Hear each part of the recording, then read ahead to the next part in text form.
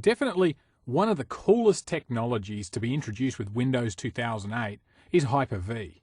Now, there's probably not too many of you that are listening to this video right now that haven't heard of a company or a product called VMware. Well, that's a competing product to this one. Both VMware and Hyper-V let you create virtual machines, or VMs, as they're now commonly known. Now, for those of you that have been following Microsoft's virtualization strategy for a while, it started a while back with the acquisition of a company called Connectix that created a product called Virtual PC. Now, that was a very cool, small application that would let you run virtual computers on top of Windows.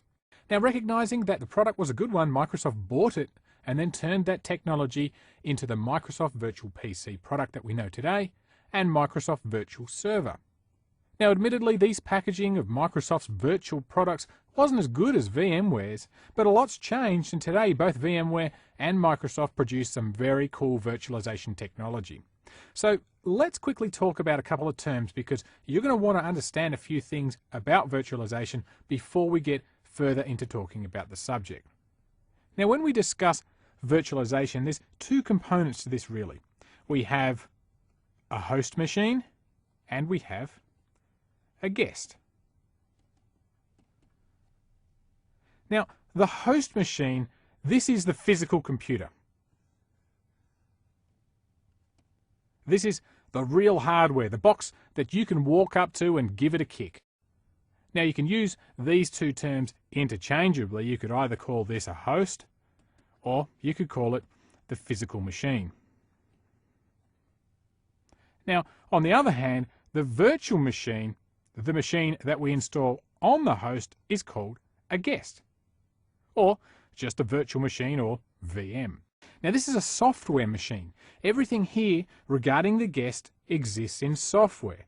The whole virtual machine, the whole VM, is really only a few files that are stored in a folder on our host. So it's then this Hyper-V software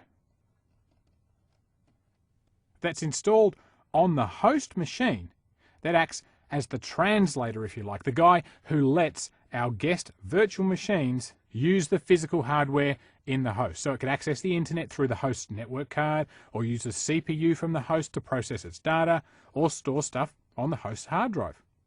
That's pretty much all there is to it, really. We can create these software-based virtual machines, and these things look and they act like a real live server, but of course they aren't real servers. There's only one real server over here, but we could have as many virtual machines as we like running on top of the physical machine.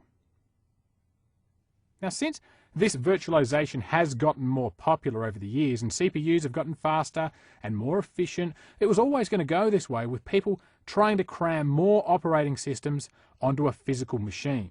You see, in a lot of cases, if you were to analyze your own systems in your company, you'd find that a lot of them are relatively idle.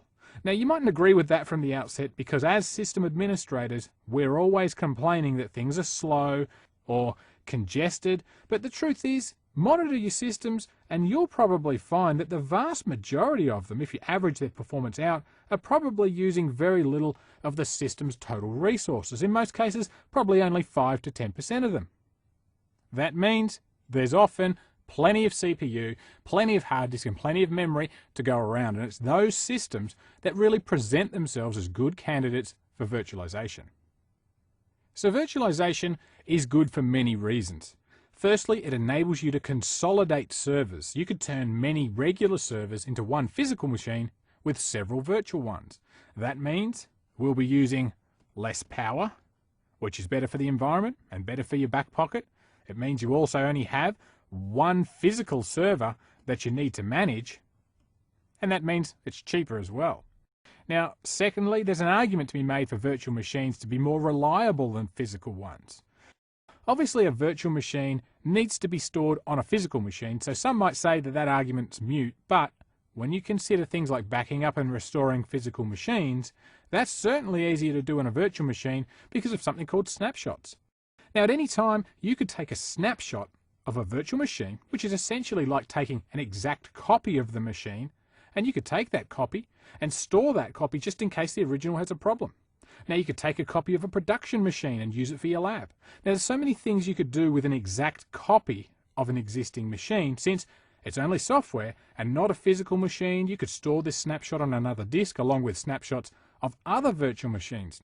And you have an online backup which you can restore at a moment's notice.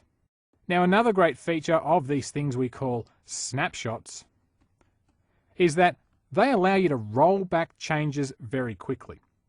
Have you ever had a situation where maybe you've installed a piece of software, whether it was an application or maybe an upgrade to an application, maybe it was a bug fix or a new driver, and then something went wrong? Yeah, we've all had that problem. Maybe the machine blue screened or some other problem occurred and you needed to go back to the old version real quick. Well, if that's ever happened to you, you'd know that it's a real pain, and a lot of you guys listening to this video would probably be part of companies that utilize change management processes, so that in order for you to even make a change to a production system or even install a bug fix or a security patch, you need to go through the change management process. Well, the good news is with Hyper-V, you can take a snapshot before you roll out that change. Now, if the change happens to be good and everyone's happy, great. If it's not, apply the old snapshot and you're back exactly as you were before the change. From my perspective as a trainer, snapshots are one of the greatest features ever, since they enable me to load up an operating system, I can do some lab work, we can work on these videos, I can test some new software, and then revert back to a vanilla operating system again in probably less than 30 seconds in most cases. So how much would you expect to pay for all this cool technology? $100? $500? $1,000? Well, the bottom line regarding this virtualization technology is that it's free for the most part. If you've got a licensed copy of the 64-bit edition of Windows 2008 lying around, then you have Hyper-V. VMware, they also offer a free copy of their VMware server product as well, so from a consumer's point of view, it's all win. Now, even better than the product just being free is that, let's say you've licensed a copy of the Enterprise Edition of Windows 2008. Now, at the current time of this video, that single license means that you can not only install Hyper-V for free, but as part of your license for Windows 2008, Microsoft will allow you to install 4 virtual copies of Windows 2008 at no cost. That essentially means you've got 5 machines, the host running Windows 2008 and 4 virtual machines. And only after you've exceeded these 4 virtual machines do you require a new license, and that of course means opening up your wallet. So the standard edition of Windows 2008 lets you run 1 virtual machine for free, and the Data Center edition lets you run an unlimited amount of them. So let's go and take a quick look at what the requirements are for Hyper-V. And there's actually 2 different versions of Hyper-V, and we need to be careful not to confuse the two. Now, firstly, there's a standalone version of Hyper-V,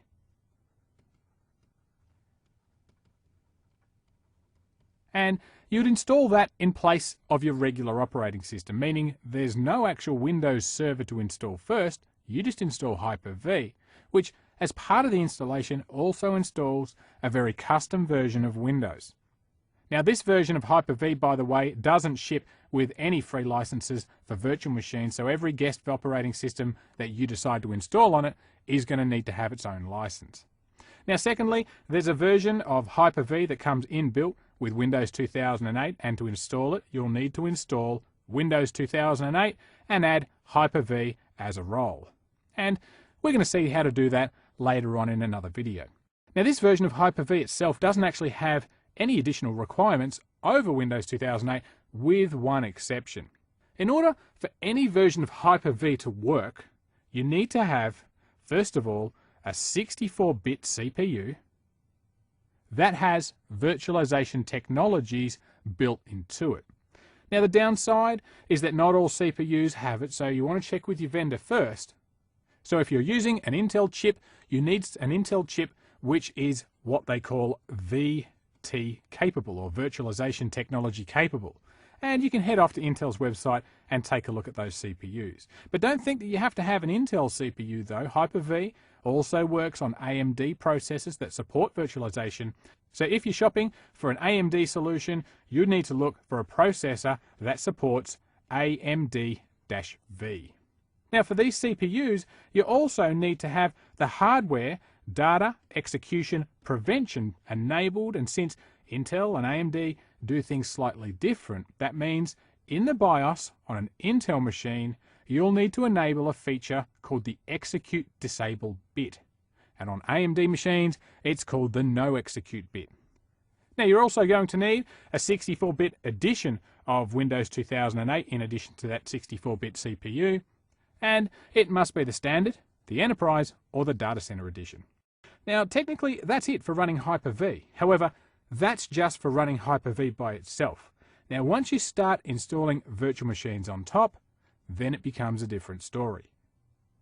When you think of virtual machines, each virtual machine you have to think of like you would think of a real physical machine. If you're going to build a Windows 2008 server right now, would you give it 512 meg of RAM? Probably not. What about 1 gig of RAM? Well, maybe, depending on what it was doing. But what about the CPU? Would it be a single CPU or a dual CPU? What about the hard disk? Is 20 gig enough, or do you need like 200 gig or more? Now, when you start throwing around things like this, I can't really say, well, you're going to need 4 gig of RAM for Hyper-V. Now, it's possible you might need 4 gig of RAM for each virtual machine that you're running on the server, depending on what it does. And that's on top of what the host, the physical machine, needs in order to run. So personally, I like to have at an absolute minimum 1 gigabyte of RAM for the host machine, which is Microsoft specification, by the way. And then at minimum 1 gigabyte of RAM for each virtual machine, even if they're pretty quiet machines that don't really do a lot. So if it was me building a Hyper-V machine for myself, I wouldn't even begin to start up this machine if it didn't have at least 8 gig as its minimum spec. And to give you the honest truth, the machine that I have here in this lab that I'm using right now has 32 gig of RAM, and I have a backup machine which has 16 gig. Now that gives us a fair bit of room to move with that much RAM. We can put a lot of machines on a server with 16 or 32 gigs of RAM, but you just need to calculate what it is that you need. And I'd say I'd put about 20% more resources on top of that, and you should be fine. Now also understand that if you choose to deploy the standalone version of Hyper-V, there is another requirement that you'll need to have, and that's a second system for managing Hyper-V server remotely, and this server will also need to be running Windows 2008 or Windows Vista, and presumably I'd say Windows 7, although that's not confirmed at this time, with the Hyper-V management console running on it, or it'll need to be running Microsoft System Center Virtual Machine Manager, which is yet another management product from Microsoft, and we're going to take a look at that later on in these videos. Okay, so we've talked about what Hyper-V is and what the requirements are, but how should you use it? What sort of servers should you virtualize? Well, that's not exactly a question that I could answer easily for you, because most of your applications and servers can be virtualized. However, let's go and take a look at what sort of applications make really good candidates for virtualizations. When you look at your own systems, the most obvious candidates for virtualization are going to be those systems that use very little system resources, or the ones where you might have multiple servers sitting there for redundancy purposes. We could generally move those machines over to Hyper-V, and you're probably never going to be able to tell performance-wise that they're virtual machines and not physical ones. Now, other candidates for virtualizations are servers that have problems. Maybe they've got intermittent hardware problems or software problems, and they're just too difficult or costly to fix, and moving them over to a new server is a better solution. Well, it might just be easier to migrate that application over to a virtual server. So without targeting specific servers, because obviously only you know what your servers are doing, I can't tell you that for you, let's talk in general about the types of servers that would be prime for a move to the virtual world. Firstly, let's look at file servers. File servers make good candidates for virtualization, as in most cases they really don't do a lot of work. They just sit there, they read and they write a bit of data throughout the day. They don't do much in the way of processing, so CPU and memory requirements are generally pretty low. The only catch with file servers is that whilst the file server itself can and probably should be virtualized, the data probably shouldn't be. So you could keep the actual data stored on a physical disk or perhaps on a SAN and then use the virtual server to handle the processing. So if you don't have scores and scores of data on that file server, it's probably okay to virtualize it, but in most cases, I'd prefer to see the data reside on a physical server. Now, along the same lines, I would be saying things like media servers and even print servers as well. They're also good candidates since, in most cases, they don't do a lot of processing either, but the data again should be on a SAN or a physical disk wherever possible. Also, certificate servers. There's another candidate for virtualization, and here I'm leaning more towards the root. And the intermediate CAs, since they really do little work, and they could easily be virtualized, and in all honesty probably should be, since it'd be easy to grab that root CA, write the virtual machine out to a DVD or a hard drive, and then throw it in the company safe. And finally, when you need it again, pull it out, and you've got some pretty good security there for the most part. Now, edge servers, things like ISA server or Exchange server, and other servers that generally live inside your DMZ, these could be good choices for virtualization, as can even things like global catalog servers and domain controllers, providing that there is at least one global catalog server and one domain controller on a physical server. Well, you could most certainly create others on virtual machines if you like. Now, aside from the application itself, generally good candidates for virtualization can be found with your legacy servers. You know, we all seem to have one server around the place that we just can't seem to get rid of. It's the old one chugging away in the corner that runs Windows NT or Windows 2000, or sometimes even an old client operating system, and it has some funky little application that a bloke in the accounts department just can't bear to do without, and it won't run on any modern hardware, and we don't have the source code to update it, and so on and so forth. Now, by all means, it's probably a target for actually terminating the application, but if that's not an option, virtualizing it probably is. And in the vast majority of applications like this, they're prime targets for dumping that old physical clunky machine and putting it on a nice shiny new virtual machine. Okay, so we've talked about some prime candidates for virtualization. On the flip side, what wouldn't be considered a good candidate for virtualization? Well, the prime one that comes to mind to me here is database servers. In most cases, they're a poor choice for virtualization because of the demands that a database puts on the server.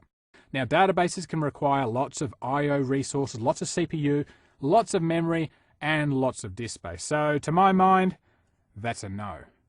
Now, for the same reason, I wouldn't virtualize our Exchange servers. I wouldn't virtualize CRM servers, or systems which are heavily used business-critical applications, even possibly things like SharePoint or any web applications. Also, thin client servers like terminal services servers and Citrix servers, they're also a poor choice for virtualization, since you might have a lot of users connecting to your terminal services server, and they're all using that server in a sort of virtualized state. Now, servers that are also clustered, they're probably also a poor choice for virtualization, since in many cases the server that's being clustered is probably running a heavy hit application. Now, you could also argue that we could virtualize the passive nodes in a cluster, and that's true since they really don't do anything unless the primary server fails. But if the primary does fail, you need to ensure that the virtual machine can handle the workload of the primary physical machine, which probably isn't likely that it's going to stand up to the rigors of the primary server. So whilst it's an idea to throw about the place, it's probably not going to get too many votes. Actually, another poor choice for virtualization is Hyper-V itself. Well, I thought I'd throw that one in. It's sort of a trick really, because you can't install Hyper-V in a virtual machine anyway. Hyper-V will only work on the physical host machine, but people ask that question, so I figured I'd preempt that one, and the answer is no for virtualizing Hyper-V. Now, any other application that you might have that might require direct access to hardware, like host bus adapters or security dongles or USB devices, things like that, they should also stay on a physical machine, since Hyper-V just doesn't support those devices. Now finally, before you virtualize anything, another thing to consider is compatibility of your application and the virtual server, because Hyper-V emulates hardware. And in the unlikely event that your application doesn't get along with the hardware that the virtual machine is emulating, well, then you're stuck before you've even gone anywhere. So you'll need to consider whether the application vendor will support you running that application inside a virtual machine, or if the vendor will license you inside that virtual machine. So, with all of the good candidates and the not so good candidates we've just talked about, don't think, by the way, that this is a definitive list by any stretch. Just because I've said don't virtualize a database doesn't mean that you can't or that you shouldn't. In most cases, it just comes down to the expected level of performance you want from that application and how busy that application is. See, sometimes a virtual session just can't handle the amount of processing power needed by large, busy databases, and the extra overhead of the virtual session is enough to make it a bad idea. But in a low-usage database, well, it could make a very good candidate for virtualization, so you just need to take a look at these things on a case-by-case basis. In fact, Microsoft themselves, they publish a presentation which you can get from their website, and that tells you how they use Hyper-V in-house to run some of the applications that you'll probably be interested in running yourself. Things like SQL Server, Exchange, SharePoint, Microsoft System Center Configuration Manager and Operation Manager, as well as their own TechNet, MSDN, and Microsoft.com websites as well. So if their experience is anything to go by, then you could use Hyper-V for pretty much anything you like. At the end of the day, it comes down to what sort of hardware you can throw at your host physical machine versus the expected performance of the applications you want to consider for virtualization. So before you leap into the virtualization pool, you should get your feet wet by analyzing your existing systems to find out what they're up to. Now, you really need to understand the load that's being placed on your existing systems in order to identify if they're good candidates for virtualization. The good news is that Microsoft do provide us with a tool for doing this, but truth be told, it's not as if it's something that we really couldn't do ourselves anyway. You know, we could just fire up the old performance monitor and we could just run some counters on our systems ourselves, but since we're all just a bunch of lazy administrators, why don't we just run a simple tool to tell us everything we want to know? Well, we can. If we go and head off to TechNet, specifically this URL you see here, you can download the Microsoft Assessment and Planning Toolkit for Hyper-V. And this tool will tell you if your servers are overworked, underworked, and whether they're potentially good targets for virtualization. Now, there's two versions of this program. There's a 32-bit and a 64-bit version, so just download the one you need. And I will encourage you to take a look at the requirements for this software up front, because it does ask for a fair bit of software. Things like Word, Excel, SQL Server 2005 Express Edition, it needs Windows Installer 4.5, the .NET Framework version 3.5, and so forth. You're going to have all of these things to install first just to get this software going. Now, it's worth the effort though, because once you have this data telling you what your systems are really doing, rather than just perhaps what you think they're doing, it helps you make that case for or against virtualization. So in this introductory video to Hyper-V, we've talked about what virtualization is and how it can benefit your company. We've looked at what applications make good choices for virtualization and what applications make poor choices. Although we also said that to make the choice, if you should move an application to Hyper-V virtual machines, it really comes down to what sort of resources it uses when it's on a physical machine. But you can use this map toolkit, the Microsoft Assessment and Planning Toolkit, to find out what your systems are up to right now and then plan accordingly. So we hope you've enjoyed this introductory video to Hyper-V, and we'd like to thank you for watching.